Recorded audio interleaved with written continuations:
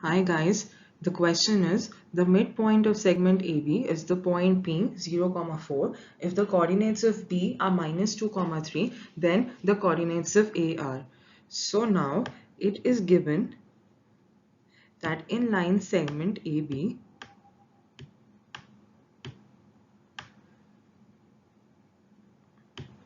point P is the midpoint having coordinates 0 and 4. Next, it is given that the coordinates of B are -2 and 3. And now we have to determine the coordinates of A. So let the coordinates initially be X and Y.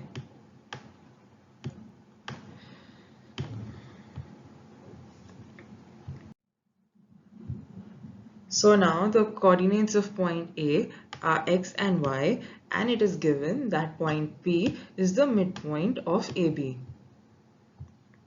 So now the points 0, 4 can be written as x minus 2 upon 2 and y plus 3 upon 2 using the midpoint theorem. Now we'll be simplifying them, and the given points can be rewritten as x minus 2 upon 2 equal to 0 and y plus 3 upon 2 equal to 4. So now we'll be further simplifying the equations in order to determine x and y.